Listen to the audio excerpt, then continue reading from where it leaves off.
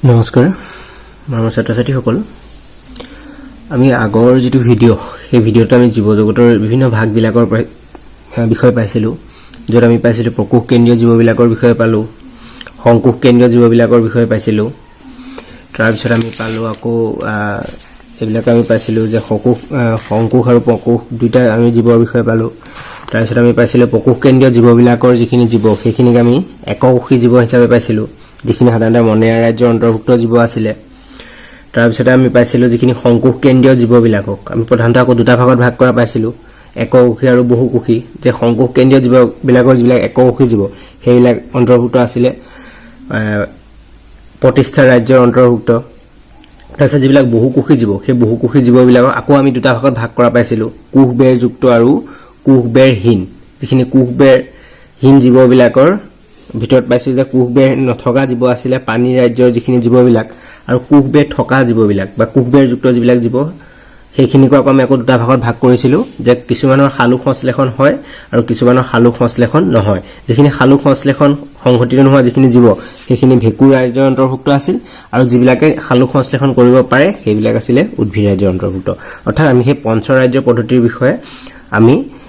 আগৰ যেটো ভিডিও আমি হেতুত পাইছিলো যদি এতিয়াও সেই ভিডিওটো উপভোগ কৰা নাই তেন্তে এই ভিডিওটো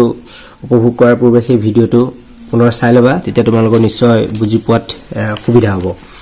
মই সেই ভিডিওটোৰ লিংক ইয়াৰ ডেসক্ৰিপচন এটো ভিডিওৰ ডেসক্ৰিপচনত দি দিম তোমালোকৰ সুবিধাৰ্থে গতিকে সেই ভিডিওটো চাই লবা তাৰপিছত আজি আমি চাওঁ উদ্ভিদ ৰাজ্যৰ যিখিনি জীৱ সেইখিনি বিষয়ে আমি আজি আলোচনা কৰিম উদ্ভিদ ৰাজ্য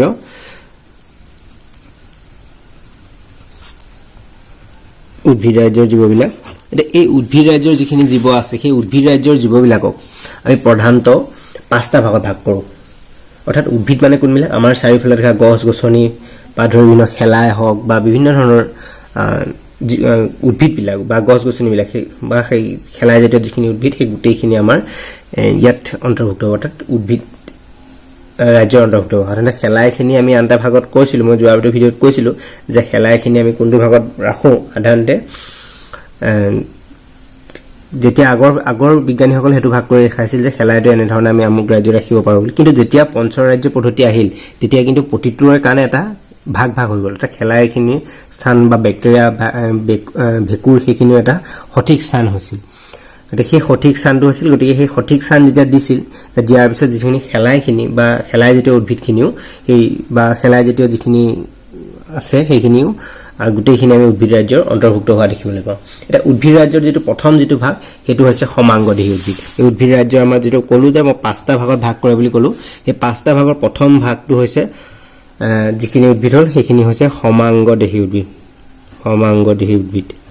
এটো হল সমাংগদেহী উদ্ভিদ এই সমাংগদেহী উদ্ভিদবিলাক কোনবিলাক সমাংগ অৰ্থাৎ এইবিলাক কি হৈছে এই জীৱবিলাকৰ আমি বিভিন্ন উপাংশত হেতক ভাগ কৰিব নোৱাৰো তাৰমানে হেতৰ জীৱদেহটো আমি বিভিন্ন উপাংশত পৃথক কৰিব নোৱাৰো বা ভাগ কৰিব নোৱাৰো সাধাৰণতে এই যিখিনি উদ্ভিদ এইখিনিকে আমি সাধাৰণতে কি বুলি কওঁ খেলাই জাতীয় উদ্ভিদ বুলি কওঁ আৰু এই সমাংগদেহী যিখিনি উদ্ভিদ সেইখিনিকে আমি এতিয়া ইয়াত পাম যে খেলাই জাতীয় উদ্ভিদ বুলি আৰু এই জীৱবিলাকৰ প্ৰায়খিনি হৈছে জলজ জীৱ আমি তেনেধৰণে উদাহৰণ দিব পাৰো উদাহৰণ দিবলৈ আমি সৰ্পিল খেলাই কথা ক'ব পাৰো এইবিলাকৰ ভিতৰত আহিব সৰ্পিল খেলাই ইউনোথিক্স ক্লেডোফোৰা এই বা কাৰা জাতীয় যিবিলাক এইখিনি হ'ব সমাংগদেহী উদ্ভিদ অৰ্থাৎ খেলাই জাতীয় উদ্ভিদ তাৰপিছত দ্বিতীয়টো ভাগ হ'ল ইয়াৰ প্ৰথম ভাগটো হ'ল সমাংগদেহী উদ্ভিদ দ্বিতীয় ভাগটো আমি পালো যে মহ জাতীয় উদ্ভিদবিলাকক আমি কি কওঁ উদ্ভিদ ৰাজ্যৰ যিখিনি আমি এই যিখিনি মহ জাতীয় উদ্ভিদ সেইখিনি আমি আনটা নামেৰে জানো উভচৰ বুলি কোৱা হয় উভচৰ যে উদ্ভিদ ৰাজ্যখিনি বা উদ্ভিদ প্ৰজাতিবিলাকৰ ইয়াৰ উভচৰ বুলি আখ্যা দিয়া হয় ইয়াৰ কাৰণটো এইটোৱে যে ইহঁতৰ কাণ্ড পাত বা কিছুমান বিশেষ উপাংশত বা আমি ভাগ কৰিব পাৰো যে ইয়াৰ সেই উদ্ভিদবিলাকৰ এইটো কাণ্ড বা এইটো পাত তেনে কিছুমান উপাংশ আমি পৃথক কৰিব পাৰো লগতে কি হয়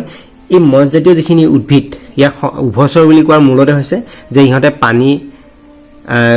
তো থাকিব পাৰে পানী যিখিনি উদ্ভিদৰ দেহত যিখিনি পানী আৰু যিখিনি খনিজ দ্ৰব্য এইখিনি কি হৈ থাকিব এঠাইৰ পৰা আন এঠাইলৈ পৰিবহনৰ বাবে বিশেষ কলা নাথাকে এইবিলাকৰ হেতু এটা বিশেষ হয় আৰু লগতে ইহঁতক উভচৰ হিচাপে আখ্যা দিয়া হয় ইহঁতৰ বিভিন্ন বিশেষ বৈশিষ্ট্যৰ বাবে এটো বিভিন্ন বৈশিষ্ট্য আছে সেই বৈশিষ্ট্যখিনিৰ বাবে ইহঁতক উভচৰ হিচাপে আমি অন্তৰ্ভুক্ত কৰোঁ তাৰপিছত ইয়াৰবিলাকৰ যিখিনি উদাহৰণ আমাৰ উদাহৰণ হিচাপে যদি আমি বা উদাহৰণ দিবলগীয়া যদি হয় মহজাতীয় উদ্ভিদৰ তেন্তে উদাহৰণ হিচাপে আমি ল'ব পাৰোঁ ফিউনেৰিয়া কথা ল'ব পাৰোঁ মাৰ্কেনচিয়া এইবিলাকৰ কথা আমি ল'ব পাৰোঁ বা কিছুমান ৰিক্সিয়া এনে ধৰণৰ তোমালোকৰ কিতাপত কিছুমান চিত্ৰৰ সহ আছে তেনে ধৰণৰ উদাহৰণবিলাক সেইবিলাক অলপ চাবা তাৰপিছত আহিলে যিখিনি ঢেকীয়া জাতীয় উদ্ভিদ ঢেকীয়া জাতীয় উদ্ভিদ ঢেকীয়া জাতীয় উদ্ভিদবিলাকৰ ভিতৰত আমাৰ কোনবিলাক আহিব যিখিনি আমাৰ চাইলে ঢেকীয়া তোমালোকে দেখিছা নিশ্চয় সেই ঢেকীয়া জাতীয় যিখিনি ঢেকীয়াৰ দৰে যিখিনি উদ্ভিদ বা অকল ঢেকীয়াই নহয় তাৰ উপৰি আমাৰ যিখিনি টেঙেচি পানী টেঙেচি যিখিনি বা আমাৰ যিখিনি ঢেকীয়া হওক বা আমাৰ মানিমুনি জাতীয় যিখিনি সেইখিনিও এই ঢেকীয়া জাতীয় উদ্ভিদৰ অন্তৰ্ভুক্ত হিচাপে আমি ক'ব পাৰোঁ আৰু ইহঁতৰ কি হয় শিপা কাণ্ড পাত এইবিলাক বিভিন্ন ভাগলৈ আমি ভাগ কৰিব পাৰোঁ আৰু কি হয় দেহৰ এঠাইৰ পৰা আন ঠাইলৈ পানী বা খনিজ দ্ৰব্য পৰিবহণৰ বাবে এবিধ বিশেষ কলাও থাকে ইয়াত বিশেষ কলা থাকে অৰ্থাৎ আমি যেতিয়া সমাংগ দেহীৰ পৰা আমি চাওঁ যে প্ৰত্যেক স্তৰতে ইহঁতৰ উন্নত হৈ আহিছে যে সমাংগ দেহীৰ আমি ভাগ কৰিব পৰা নাছিলোঁ মহ জাতীয়ত আমি ইহঁতৰ কাণ্ড পাত এইবিলাক ভাগ কৰিব পৰা হ'লোঁ ঢেকীয়াত তেনেকৈ কাণ্ড পাত শিপা সেইখিনি গোটেইখিনি ভাগ কৰিব পৰা হ'লোঁ আৰু খাদ্য দ্ৰব্য পৰিবহণৰ বাবে বিশেষ কলা থকাৰ কথা পালোঁ এইখিনি হয় আৰু ইয়াৰ উদাহৰণ হিচাপে আমি ক'লোৱে যে পানী টেঙেচি ঢেকীয়া এনেধৰণবিলাক আমি উদাহৰণ হিচাপে ল'ব পাৰোঁ তাৰপিছত আহিলে আমাৰ 4 নম্বৰতে যিটো হেতু আহিলে আমাৰ নগ্নবীজী উদ্ভিদ অৰ্থাৎ এই উদ্ভিদবিলাকৰ যিবিলাক বীজ সেই বীজবিলাক হ'ল কি হয় যে ইহঁতৰ বীজপত্ৰবিলাক নাথাকে নগ্ন বীজ ধাৰণ কৰে ইয়াত কি হয় নগ্ন বীজ শব্দৰ অৰ্থ গ্ৰীক ভাষাৰ পৰা উত্তৰ হৈছে গ্ৰীক ভাষাত জিম্ন অৰ্থ হ'ল নগ্ন অৰ্থাৎ স্পাৰ্ম অৰ্থ হ'ল বীজ অৰ্থাৎ বীজৰ ওপৰত কোনো ধৰণৰ মুকলিকে থকা তাৰমানে মুকলিকে বীজ থকাটো নগ্নবীজী উদ্ভিদৰ যিটো ইংৰাজী প্ৰতিঘৰ অফ জিমনস্পাৰ্ম সেইটো জিম্ন মানে গ্ৰীক ভাষাৰ অৰ্থ সেইটো হৈছে নগ্ন আৰু যিটো স্পাৰ্ম অৰ্থ হ'ল বীজ অৰ্থাৎ ইয়াৰ বীজপত্ৰ নাথাকে আৰু এইবিলাক কি হৈছে এই বিভাগৰ উদ্ভিদবিলাকে ভিতৰত আমি উদাহৰণ হিচাপে ল'ব পাৰোঁ সৰল গছৰ কথা ক'ব পাৰোঁ দিঅ'দাৰৰ কথা ল'ব পাৰোঁ তেনেধৰণৰবিলাক আমি ল'ব পাৰোঁ সাধাৰণতে এই উদ্ভিদবিলাক কি হয় বহু বৰ্ষজীৱী হয় আৰু চিৰসেউজীয়া হয় ইহঁতে বহু বছৰ জীয়াই থাকে লগতে ইহঁতৰ চিৰক্ষেত্ৰতা বছৰৰ প্ৰতিটো ঋতুতে ইহঁতে কি হয় সেউজীয়া অৱস্থাত থাকে সেউজীয়া হৈ থাকে এনেধৰণৰ হয় তাৰপিছত আমাৰ আকৌ পঞ্চটো যিটো ভাগ সেইটো হৈছে গুপ্তবীজী অৰ্থাৎ আমি নাম গুপ্তবীজী যিটো অৰ্থ আমাৰ গুপ্ত বীজ অৰ্থাৎ সেয়া বীজপত্ৰটো কি হৈ থাকে লুকাই থাকে ইয়াৰ বীজপত্ৰটো যেনেকৈ নগ্নবীজী বীজত সেয়া বীজপত্ৰটো নাথাকে বুলি কৈছিলোঁ কিন্তু ইয়াত কি হয় বীজপত্ৰ থাকে ইয়াৰ বীজপত্ৰ থাকে অৰ্থাৎ এইটো এটা বিশেষ আৱৰণে তাৰ বীজটো আবৃত কৰি থাকে বা আগুৰি থাকে আৰু এইবিলাক কি হয় কিছুমান এইবিলাকৰে গুপ্তবীজী উদ্ভিদবিলাকৰ আমি পিছত পাম যে ইয়াক প্ৰধানতঃ দুটা ভাগত ভাগ কৰিব পাৰি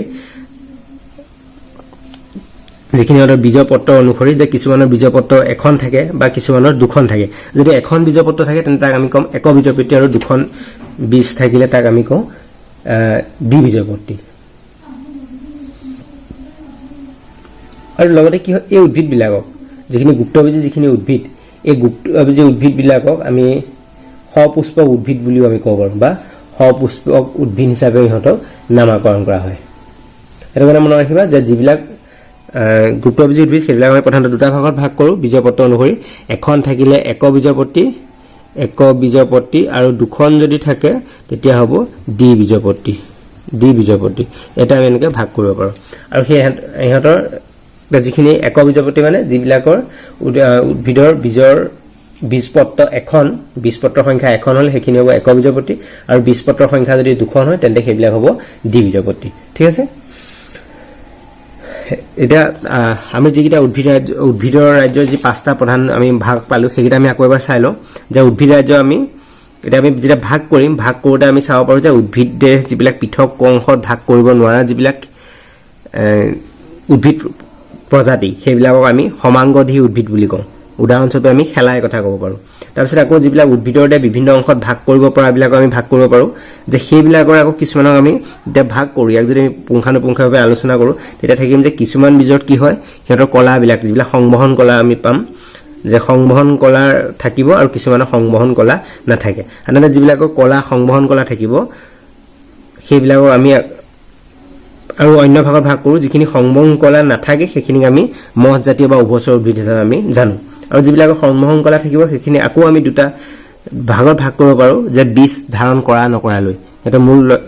লতাহঁতৰ কি হয় বীজ কিছুমান উদ্ভিদে কি হয় বীজ ধাৰণ কৰে আৰু কিছুমানে বীজটো ধাৰণ কৰিব নোৱাৰে গতিকে বীজ যিবিলাকে ধাৰণ কৰিব বীজ ধাৰণ কৰা বিলাকক আমি সপুষ্পক উদ্ভিদ বুলি কওঁ আৰু যিবিলাকে বীজ ধাৰণ নকৰে সেইখিনি হৈ যাব ঢেকিয়া জাতীয় উদ্ভিদ আকৌ সেই যিখিনি বীজ ধাৰণ কৰা যিখিনি সপুষ্পক উদ্ভিদ সেইখিনি আকৌ আমি ভাগ কৰিব পাৰো ভাগ কৰিলে কি হয় যিবিলাকৰ বীজপত্ৰ থাকে সেইখিনিক আমি কম গুপ্তবীজী উদ্ভিদ আৰু যিবিলাকৰ বীজপত্ৰ নাথাকে সেইখিনি হ'ব নগ্নবীজী উদ্ভিদ আকৌ যিখিনি বীজপত্ৰ থকা যিখিনি উদ্ভিদ অৰ্থাৎ গুপ্তবীজী যিখিনি উদ্ভিদ সেইখিনিক আকৌ আমি দুটা ভাগত ভাগ কৰো একবীজপত্ৰী আৰু দ্বিবীজপত্ৰী এতিয়া একবীজপত্ৰী আৰু দ্বিবীজপত্ৰী কোনবিলাক হ'ব যিবিলাকৰ বীজপত্ৰ এখন সেইখিনি হ'ব একবীজপত্ৰী আৰু যিখন বিলাকৰ দুখন থাকে সেইবিলাক হ'ব দ্বিবীজপত্ৰী তাকে এইখিনি যদি একদম সহজভাৱে তোমালোকে জানিব বিচৰা তোমালোকৰ এই যিখিনি উদ্ভিদ ৰাজ্যৰ যিখিনি শ্ৰেণী বিভাজন সংক্ষিপ্তভাৱে তোমালোকে মনত ৰাখিবৰ বাবে তোমালোকৰ কিতাপৰ এটা আছে মই দেখুৱাবলৈ যত্ন কৰিম তোমালোকে এইটো মনলৈ মনত ৰাখিব পাৰা এই অংশটো ভালকৈ মনত ৰাখিব পাৰা এইটো সুন্দৰকৈ দিয়া আছে যে উদ্ভিদ ৰাজ্যৰ যিখিনি ভাগখিনি বৰ সুন্দৰকৈ দিয়া আছে তোমালোকে এইখিনি অকমান চাব পাৰা এইখিনি যদি চোৱা তেন্তে তোমালোকৰ বুজি পোৱাত বিশেষ অসুবিধা নহব ইয়াতে সুন্দৰভাৱে দিয়া আছে যে উদ্ভিদৰ ভাগ দেহটো ভাগ কৰিব পৰা নকৰাকৈ এনেকৈ প্ৰথম ভাগ কৰিলে তাৰপিছত কলা অনুসৰি ভাগ কৰিলে তাৰপিছত বীজ ধাৰণ কৰা নকৰালৈ ভাগ কৰিলে তাৰপিছত আকৌ বীজপত্ৰ থকা নথকালৈ ভাগ কৰিছে তাৰপৰা আকৌ বীজপত্ৰ সংখ্যা অনুসৰি ভাগ কৰিলে তেনেধৰণে ভাগ কৰিছে এনেধৰণে গোটেই ভাগখিনি পুংখানুপুংখভাৱে দিয়া আছে তোমালোকে সংক্ষিপ্তভাৱে মনত ৰাখিবলৈ এইখন চাব পাৰা তাৰপিছত আমি চাম এতিয়া আকৌ পানী জগত পানী ৰাজ্যৰ বিষয়ে আমি উদ্ভিদ ৰাজ্যখিনি পালো আমি এতিয়া চাওঁ পানী ৰাজ্যৰ বিষয়ে যদি আমি পানী ৰাজ্যৰ বিষয়ে চাওঁ যেতিয়া পানী উদ্ভিদ ৰাজ্যখিনি পালো তাৰপিছত আমি যেতিয়া পানী ৰাজ্যৰ বিষয়ে চাম যে পানী ৰাজ্য উদ্ভিদ ৰাজ্য যেনেধৰণে বিভিন্ন ভাগত ভাগ কৰা হৈছে তেনেধৰণে এই পানী ৰাজ্যকো বিভিন্ন ভাগত ভাগ কৰা হৈছে সাধাৰণতে কি হয় পানী ৰাজ্যক পানী ৰাজ্যৰ যিখিনি জীৱ এইখিনি প্ৰতিটো জীৱই হয় কি সংকোষ কেন্দ্ৰীয় কোষেৰে গঠিত হয় আৰু বাৰু বেছিভাগে ইয়াৰ কি হয় বহুকোষী হয় বা পৰজীৱী উদ্ভিদ হয় ইহঁতে নিজৰ খাদ্য নিজে প্ৰস্তুত কৰিব নোৱাৰে এতিয়া সেই পানী জগতৰ যিখিনি জীৱ সেই জীৱসমূহক আমি প্ৰধানতঃ 10টা ভাগত ভাগ কৰা পাওঁ আমি প্ৰধানতঃ 10টা ভাগত ভাগ কৰা আমি পাম তাৰ প্ৰথমটো হৈছে ৰন্ধিপদী পানী ইয়াৰ প্ৰথম ভাগটো হৈছে ৰন্ধিপদী অৰ্থাৎ ৰন্ধি অৰ্থাৎ ৰন্ধযুক্ত পানী যিবিলাকৰ দেহৰ অসংখ্য ৰন্ধ থাকে সেই ৰন্ধ দেহত ৰন্ধ বা ফুটা থাকে সেই তেনেধৰণৰ সেই জীৱবিলাকক ৰন্ধিপদী জীৱ হিচাপে আমি গণ্য কৰোঁ আৰু ইহঁতে কি কৰে সাগৰৰ পানীত থকা কিছুমান কঠিন পদাৰ্থত খামুচ মাৰি ধৰি থাকে ইহঁতে সাধাৰণতে প্ৰায়বিলাক জীৱ ইহঁতে সাগৰীয় জীৱ আৰু ইহঁতে সাগৰত থকা কিছুমান কঠিন যিবিলাক পদাৰ্থবিলাক সেইবিলাকত খামুচ মাৰি ধৰি থাকে আৰু ইহঁতৰ দেহত থকা যিবিলাক ৰন্ধ সেই ৰন্ধবিলাকৰ কিছুমান নলিকাশলিক ৰন্ধ হয় যাৰ মাজেদি দেহৰ ভিতৰলৈ পানী পৰিবহণ হয় আৰু সেই পানীতে সিহঁতৰ প্ৰয়োজনীয় যিখিনি খাদ্যবিলাক বা অক্সিজেনবিলাক সেইবিলাক সোমাই যায় ভিতৰলৈ সোমাই আৰু সেইবিলাকৰ পৰা সিহঁতৰ প্ৰয়োজনীয় খাদ্যখিনি দেহটোৱে গ্ৰহণ কৰি লয় আৰু সিহঁতৰ দেহৰ বাহিৰৰ ফালে অৰ্থাৎ বহি আৱৰণ এখন থাকে অৰ্থাৎ এখন কংকাল নথকা এখন ডাঠ এখন আৱৰণ এখন থাকে যিখনে সেই ভিতৰৰ অংশটোক সুৰক্ষিত কৰি ৰাখে আৰু সেই ৰন্ধিপদী পানীবিলাক সাধাৰণতে স্পঞ্জ বুলিও কোৱা হয় স্পঞ্জ হিচাপে ইহঁতক নামাকৰণ কৰা হয় ইয়াৰ উদাহৰণস্বৰূপে আমি চাইকনৰ কথা ক'ব পাৰোঁ স্পঞ্জিলা এই এনেকুৱাবিলাক আৰু এইবিলাক হ'ব ৰন্ধিপদী পানী তাৰপিছত ৰন্ধিপদী পানীৰ পিছত আমি 2 নম্বৰ ভাগটো যিটো পাম সেইটো আমি 2 নম্বৰ ভাগটোত আমি পাব পাৰোঁ এক নল দেহী পানী ইয়াত আহিব এক নল দেহী ৰন্ধিপদী পাৰো এক নল তাৰপিছত আহিলে এক নল দেহী পানী সেই এক নল দেহী পানীবিলাক সাধাৰণতে কি হয় পানীত বাস কৰে আৰু ইহঁতৰ দেহটো যথেষ্ট জটিল হয় আৰু ইহঁতৰ এটা গহ্বৰ থাকে অৰ্থাৎ এটা গাঁত সদৃশ এটা অংশ থাকে যিটো কেভিটি বুলি কোৱা হয় আৰু সেই দেহ কোষ দুটা সিহঁতৰ দুটা তৰপে গঠিত হয় দুই তৰপীয়া দেহ কোষ হয় আৰু ইহঁতৰ দেহৰ বাহিৰৰ আৰু আনটো তৰপে দেহৰ ভিতৰৰ অংশ গঠন কৰে এটা তৰপ দেহৰ বাহিৰ অংশটো গঠন কৰে এটাই ভিতৰৰ অংশটো আবৃত কৰি থাকে আৰু ইহঁতে এই পানীবিলাক কি হয় সংগবদ্ধ হৈ থাকে অৰ্থাৎ এই পানীবিলাকৰ একেটা ঠাইতে থুপ খাই থাকে তাৰ উদাহৰণস্বৰূপে আমি পবালৰ কথা ক'ব পাৰোঁ আকৌ ইহঁতৰ কিছুমান অকলশৰীয়াকৈ বাস কৰে এতিয়া সংগবদ্ধ হৈ থকাবিলাকৰ ভিতৰত আমি তাৰমানে এক নল দেহী পানীবিলাক আমি দুটা ভাগত ভাগ কৰোঁ যিবিলাকৰ দেহৰ পানীসমূহ সংগবদ্ধ হৈ থাকে বা লগ লাগি থাকে সেইবিলাক হৈছে সেইবিলাকৰ ভিতৰত উদাহৰণস্বৰূপে আমি পবালৰ কথা ক'ব পাৰোঁ আৰু যিবিলাক অকলশৰীয়াকৈ থাকে সেইবিলাকৰ ভিতৰত হ'ব হাইড্ৰা জেলি মাছ জেলি ফিছ যিটো বা সামুদ্ৰিক এনিমল সেইবিলাক হ'ব অকলশৰীয়াকৈ থকা আৰু পবাল জাতীয় যিখিনি সেইখিনি হ'ব সংগবদ্ধভাৱে থকা বা লগ লাগি থকা তাৰপিছত আমি চাওঁ চেপেটা কিমি 3 নম্বৰ যিটো ভাগ সেইটো হৈছে চেপেটা কিমি এতিয়া সেই চেপেটা কিমি কোনবিলাক অৰ্থাৎ যিবিলাকৰ দেহ গহৰ গঠনটো চেপেটা অৰ্থাৎ কিমি জাতীয় যিবিলাক আৰু যিবিলাক দেহ দ্বিপাৰ্শ্বীয়ভাৱে সমমিত অৰ্থাৎ ইহঁতে দীঘে দীঘে দেহৰ বাওঁ বা সোঁফাল একেধৰণৰ আমি যদি চাওঁ ইয়াৰ বাওঁফাল সোঁফাল একেধৰণৰ দুইফালৰ পৰা ইহঁতে দেখাত প্ৰায় একেধৰণৰ তাৰমানে তাৰপিছত দেহটো ইহঁতৰ তিনি তৰপে গঠিত আমি আগতোত পাইছিলোঁ যে দুই তৰপীয়া আছিলে কিন্তু ইহঁতৰ দেহটো আমি পাইছিলোঁ এক নল দেহী পানী দুই তৰপ বুলি পাইছিলোঁ কিন্তু চেপেটা কৃমিবিলাকৰ দেহটো কি হৈছে ইহঁতৰ তিনি তৰপীয়া হয় আৰু ইহঁতে দীঘে দীঘে বা বাওঁ বা সোঁফালৰ একেধৰণৰ যিটো হয় সেইটো হয় আৰু সেইকাৰণে ইহঁতক যিহেতু ইয়াৰ দেহ কোষটো তিনিটা তৰপে গঠিত সেইবাবে ইয়াক ত্ৰিস্তৰীয় প্ৰাণী বুলিও কোৱা হয় এক নল দেহীবিলাকক দ্বিস্তৰীয় বুলি কোৱা হয় যিহেতু দুখন তৰপ থাকে আৰু চেপেটাক আমি তিনিখন তৰপ থকাৰ বাবে ইহঁতক ত্ৰিস্তৰীয় জীৱ বুলিও কোৱা হয় আৰু ইহঁতে মুকলিভাৱে অকলশৰীয়াকৈ বাস কৰে তাৰমানে ইহঁতৰ ভিতৰত উদাহৰণ হিচাপে আমি প্লেনেৰিয়া লিখিব কথা ক'ব পাৰোঁ আৰু যিবিলাক পৰজীৱী যিবিলাক আছে ইহঁতৰ কিছুমান পৰজীৱী আছে পৰজীৱীবিলাকৰ ভিতৰত উদাহৰণ হিচাপে আমি ল'ব পাৰোঁ যকৃত কৃমি সেইবিলাক যকৃত কৃমি আৰু ইহঁতৰ উদাহৰণ হিচাপে প্লেনেৰিয়া যকৃত কৃমি ফিটা কৃমি সেইবিলাক হ'ব এই চেপেটা কৃমিৰ অন্তৰ্গত তাৰপিছত আহিলে আমাৰ 4 নম্বৰ যিটো ভাগ সেইটো হৈছে ঘূৰণীয়া কৃমি যিটো পানী ৰাজ্যৰ চতুৰ্থটো ভাগ ঘূৰণীয়া কৃমি এই ঘূৰণীয়া কৃমি যিবিলাক জীৱ সিহঁতো আকৌ কি হয় দেহ দ্বিপাৰ্শ্বীয়ভাৱে সমমিত আৰু ত্ৰিস্তৰীয় ইহঁতৰ দ্বিপাৰ্শ্বীয়ভাৱে সমমিত হয় কিন্তু কি হয় ইহঁতৰ স্তৰ তিনিশ স্তৰ হয় কাৰণ ইহঁতে কিন্তু চেপেটা নহয় ইহঁত দেহটো চুঙা আকৃতি আমি চেপেটা কৃমি যেনেকৈ চেপেটা আকৃতি বুলি পাইছিলোঁ ইয়াত কি হয় ঘূৰণীয়া কৃমিবিলাক সাধাৰণতে সিহঁতৰ দেহটো চুঙা সদৃশ হয় আৰু ইহঁতৰ দেহৰ কিছুমান দেহ গহ্বৰ বা ছদ্মগুহা থাকে যিমান দেহ গহ্বৰ কিছুমান কেভিটি কিছুমান থাকে কিন্তু তাৰ পৰিৱৰ্তে অংগ পতংগ এইবিলাক নাথাকে আৰু সেই ঘূৰণীয়া কৃমিবিলাক ৰোগ সৃষ্টিকাৰী পৰজীৱী প্ৰাণী উদাহৰণ হিচাপে আমি গুড বেমাৰ যিটো এলিফেণ্টাইটিছ বুলি কোৱা হয় সেই গুড বেমাৰ সৃষ্টি কৰা যিটো ফাইলেৰিয়া পেলু এবিধ এই ঘূৰণীয়া পেলু অন্তৰ্গত বা ঘূৰণীয়া কৃমিৰ অন্তৰ্গত তাৰ অন্যান্য উদাহৰণ হিচাপে আমি সেই ইয়াত দিছে আমাৰ উদাহৰণ হিচাপে আমি ফাইলেৰিয়া পেলুৰ কথা ক'ব পাৰোঁ যিবিলাক এটা ঘূৰণীয়া কৃমি তাৰপিছত আমি চাম 5 নম্বৰ যিটো সেইটো হৈছে বলয়ী পানী 5 নম্বৰ যিটো ভাগ সেইটো হৈছে বলয়ী পানী এটা বলয়ী পানীবিলাকৰ কি হৈছে দেহসমূহ এটা দ্বিপাৰ্শ্বীয়ভাৱে সমমিত আৰু এটা কিমান দুইফালৰ পৰা তাৰমানে প্ৰায় একে আৰু ইহঁতৰ দেহটো তিনিটা স্তৰযুক্ত হয় আৰু ইহঁতৰ আভ্যন্তৰীণ প্ৰকৃত অংগ পতংগ থাকে আমি ঘূৰণীয়া কৃমিবিলাকে থকা নাছিল কিন্তু বলয়ী পানীবিলাকৰ প্ৰকৃত কিছুমান অংগ পতংগ সুসংগঠিত হৈ থাকে আৰু সেই অংগ পতংগবিলাকে বিস্তৃতভাৱে সজ্জিত হৈ থাকে ইহঁতৰ দেহৰ পৰা মূৰৰ পৰা পুচ্ছ অংশলৈ বিভিন্ন খণ্ডত বিভক্ত হৈ থাকে আৰু এই প্ৰাণীবিলাক প্ৰধানতঃ নিৰ্মল পানীত থাকিব বা কিছুমান সাগৰীয় বা কিছুমান জলচৰ কেঁচু আৰু জোক এইবিলাক আমাৰ একদম উদাহৰণ হিচাপে কেঁচু আৰু জোকৰ কথা ল'ব পাৰোঁ যিবিলাক আমি সচৰাচৰ দেখি থাকোঁ কেঁচু জোক নেৰিচ এইবিলাক হৈছে সেই বলয়ী পানীৰ অন্তৰ্গত এতিয়া বলয়ী পানীবিলাকো আমি পালোঁ যে দ্বিপাৰ্শ্বীয়ভাৱে সমমিত লগতে ইহঁতিকে মানে দুইফালৰ পৰা বাওঁফাল সোঁফাল ইহঁতৰ সমান হয় একেধৰণৰ হয় আৰু ইহঁতৰ তিনিখন দেহৰ স্তৰ থাকে তাৰপিছত আহিলে আমাৰ যিটো ষষ্ঠটো ভাগ সেইটো হৈছে সন্ধিপতি মানে ইহঁতৰ কি হৈছে ইহঁতৰ দেহটো সন্ধি থকা মানে কিছুমান জোৰা সদৃশ ইহঁতৰ তাৰমানে দেহটো গঠন হওঁতে কিছুমান অসংখ্য জোৰা লগ লাগি থাকে এটা দেহ নহয় ইহঁতৰ বিভিন্ন অংশ লগ লাগি ইহঁতৰ দেহটো গঠন হয় আৰু এই সন্ধিপতি পানীবিলাকো দ্বিপাৰ্শ্বীয়ভাৱে সমমিত অৰ্থাৎ ইহঁতৰ সোঁ বাওঁ দুইফালৰ পৰা প্ৰায় একেধৰণৰ আৰু ইহঁতৰ দেহটো খণ্ড অৰ্থাৎ ইহঁতক মই কৈছোঁৱে যে বিভিন্ন টুকুৰা লগ লাগে ইহঁতে সেই টুকুৰাবিলাক অৰ্থাৎ বিভিন্ন খণ্ডত ভাগ কৰিব পাৰোঁ ইহঁতৰ পৰিবহণ তন্ত্ৰ মুক্ত হয় আৰু সেয়ে তেজৰ সুস্পষ্ট নলিকালি প্ৰবাহিত হ'ব নোৱাৰে আৰু দেহ গৰ্ভযুক্ত আৰু যিবিলাক দেহ গৰ্ভবিলাক সেইবিলাক কি হয় তেজেৰে পূৰ্ণ হৈ থাকে দেহত থকা যিবিলাক গা সদৃশ যিবিলাক অংশ সেইবিলাক তেজেৰে পৰিপূৰ্ণ হৈ থাকে আৰু এই সন্ধিপতি পানীবোৰত ঠেং সন্ধিযুক্ত বা সিহঁতৰ জোৰা থকা গতিকে এইবিলাকৰ সন্ধিপতি পানীবিলাকৰ উদাহৰণ হিচাপে আমি ল'ব পাৰোঁ আমি চাৰিওফালে দেখিছোঁ যিবিলাক মিছা মাছ পখিলা মাখি মকৰা কেঁকুৰা এইবিলাক এই সন্ধিপতি পানীৰ অন্তৰ্গত তাৰপিছত আমি চাম এতিয়া কোমল দেহী পানী যিটো 7 নম্বৰ যিটো ভাগ সেইটো হৈছে কোমল দেহী এতিয়া কোমল দেহী পানীবিলাকৰ ভিতৰত আমি কোনবিলাক পানী ধৰিব পাৰোঁ চাওঁ এতিয়া যিবিলাক পানী অৰ্থাৎ কি হয় দেহটো দ্বিপাৰ্শ্বীয়ভাৱে সমমিত ইহঁতৰ সোঁ আৰু বাওঁফালৰ একে হয় কিন্তু ইহঁতৰ দেহ গৰ্ভটো যথেষ্ট সৰু সংকুচিত আৰু ইহঁতৰ দেহৰ খণ্ডবিলাক নাথাকে বিশেষ খণ্ড নাথাকে কিন্তু ইহঁতৰ দেহটো কি হৈ থাকে দেহৰ যিটো যথেষ্ট কোমল হয় গতিকে ইহঁতৰ দেহটোক এটা টান খোলাৰে আবৃত্ত হৈ থাকে ইহঁতৰ মুক্ত পৰিবহণ তন্ত্ৰ আৰু বৃক্কসদৃশ অংগবিলাকৰ থাকিলে কি হয় পানীবিলাকৰ দেহ নাথাকে ঠেং নাথাকে আৰু লগতে ইহঁতৰ দেহটো এটা টান খোলা সদৃশ গঠনেৰে ইহঁতৰ আগুৰি থাকে ইহঁতক সুৰক্ষিত কৰে ইহঁতৰ উদাহৰণ হিচাপে আমি শামুকৰ কথা ক'ব পাৰোঁ অক্টোপাছ এইবিলাকৰ উদাহৰণ আমি দিব পাৰোঁ অৰ্থাৎ কোমল দেহী পানীবিলাকৰ দেহটো এটা খোলাৰ সদৃশ গঠনৰ দ্বাৰা ইহঁতে আবৃত্ত হৈ থাকে তাৰপিছত যিটো কণ্টক চৰ্মী পানী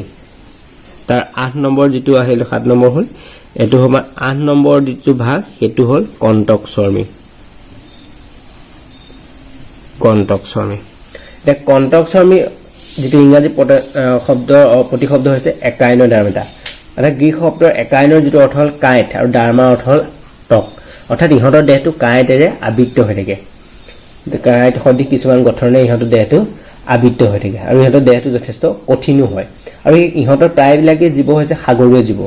আৰু ইহঁতৰ দেহটো তিনিখন স্তৰযুক্ত হয় মানে ত্ৰিস্তৰীয় হয় আৰু ইহঁতৰ পানী পৰিবহণ তন্ত্ৰ কিছুমান থাকে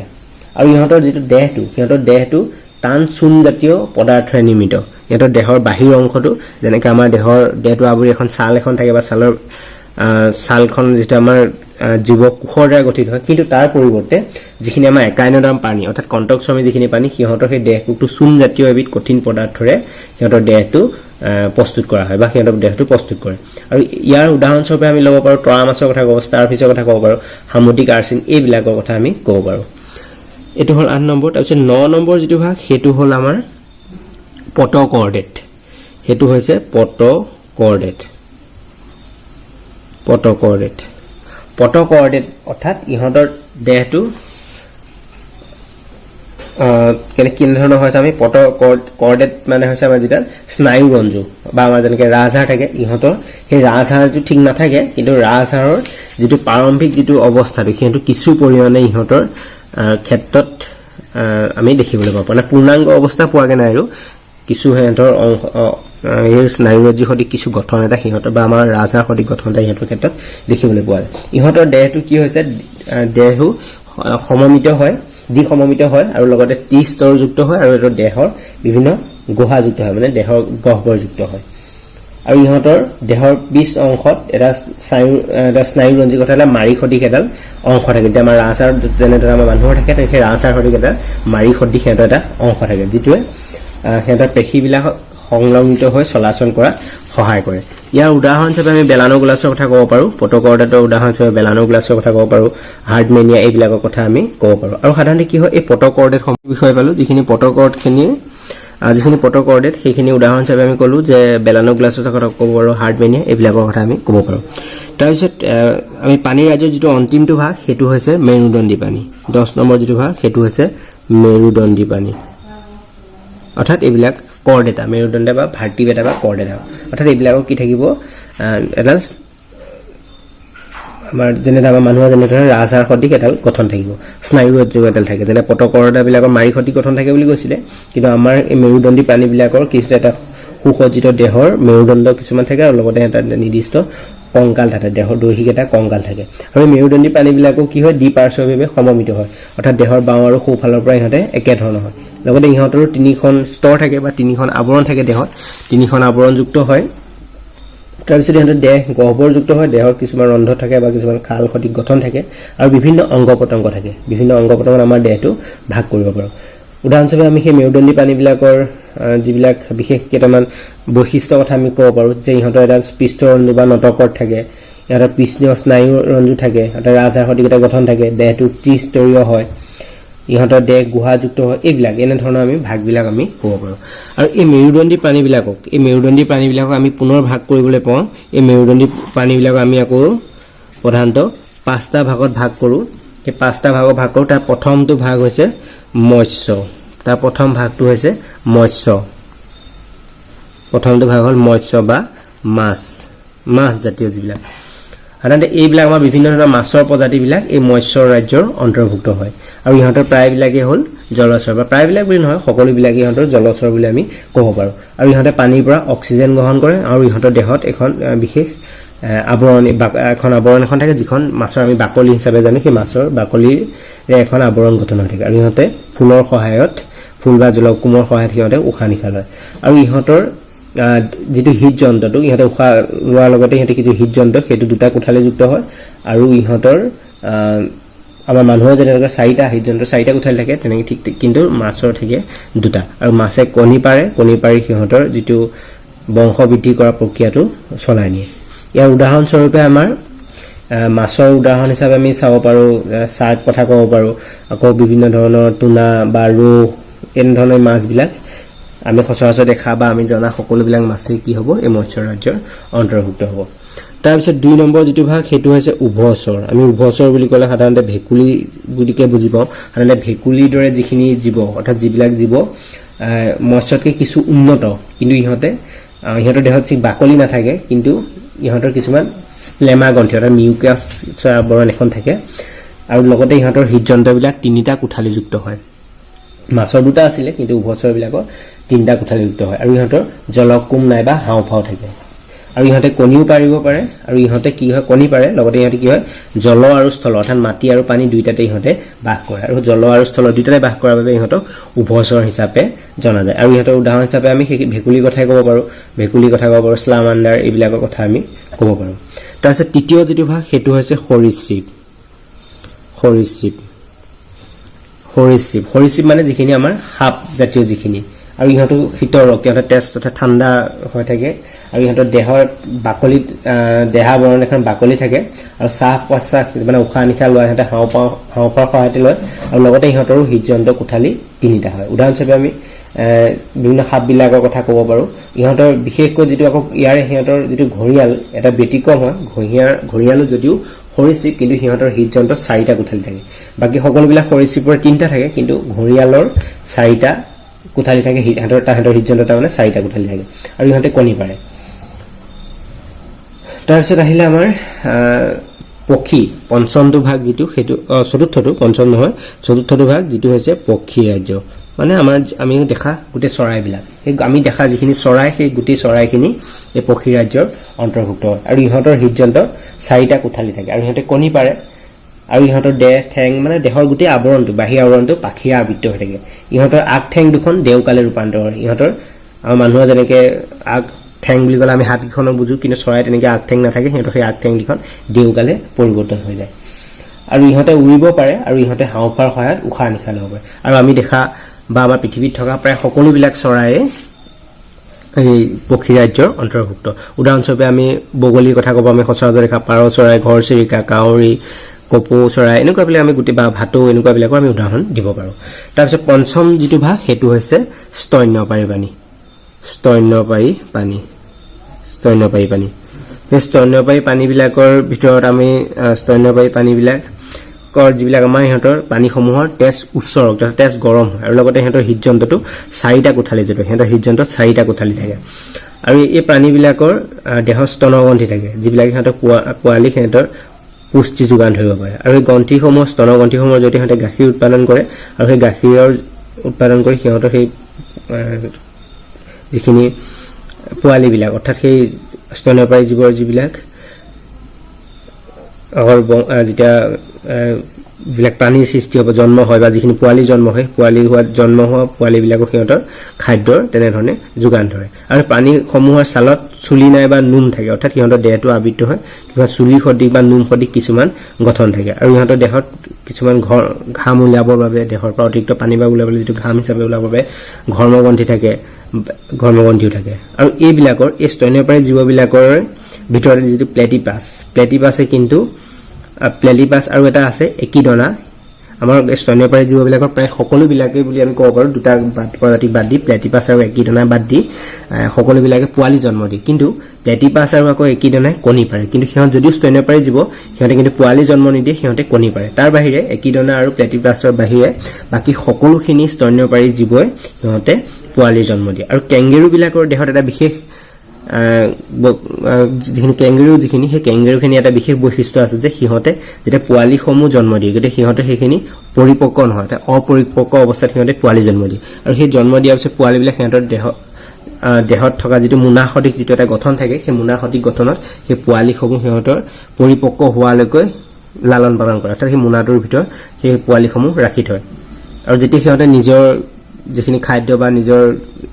যিখিনি কৰিবলগীয়া সেইখিনি যেতিয়া কৰিবলৈ সক্ষম হ'ব তেতিয়া সিহঁতে সেই মোনাটোৰ পৰা সিহঁতক বাহিৰলৈ উলিয়াই দিয়া হয় আৰু ইয়াৰ স্তন্যপায়ী জীৱৰ উদাহৰণ হিচাপে আমি ক'ব পাৰোঁ বেকুৰীৰ কথা ক'ব পাৰোঁ মানুহৰ কথা ক'ব পাৰোঁ এন্দুৰ কথা ক'ব পাৰোঁ তিমিমাছিবিলাকৰ কথা ক'ব পাৰোঁ তাৰ লগতে এটা বিশেষ ব্যতিক্ৰম হয় বাদুলি সাধাৰণতে বাদুলিক আমি বহু ক্ষেত্ৰত চৰাই হিচাপে অন্তৰ্ভুক্ত কৰোঁ যিহেতু তাৰ দেউকা সদৃশ এটা গঠন আছে বাবে কিন্তু প্ৰকৃততে বাদুলি চৰাই বা পক্ষী ৰাজ্যৰ অন্তৰ্ভুক্ত নহয় বাদুলি হৈছে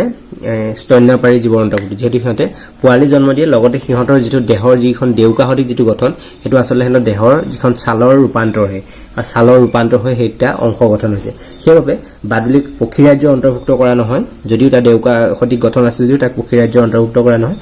তাক স্তন্যপায়ী জীৱৰ অন্তৰ্ভুক্তহে কৰা হয় এটা আমি সংক্ষেপতে আমি যদি চাওঁ পানী জগত বা পানী ৰাজ্য যদি আমি চাওঁ তেন্তে আমি ক'ব পাৰোঁ যে পানী ৰাজ্যৰ প্ৰধান ভাগ হিচাপে আমি পালোঁ 10টা ভাগ পালোঁ তাৰে এটা হৈছে প্ৰথমটো হৈছে ৰন্ধিপদী 2 নম্বৰতে পালোঁ আমি এক নলদেহী প্ৰাণী তাৰপিছত পালোঁ চেপেটা কিমি তাৰপৰা পালোঁ ঘূৰণীয়া কিমি বলৰি পানী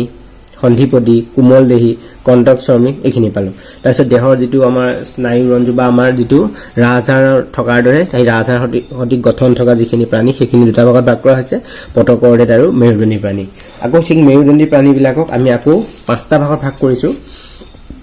সেই ভাগসমূহ হৈছে মৎস্য উভচৰ সৰীসৃপ পক্ষী আৰু স্তন্যপায়ী জীৱ এইখিনি হৈছে আমাৰ স্থূলতে যিখিনি উদ্ভিদ ৰাজ্য আৰু পানী ৰাজ্যৰ ভাগসমূহ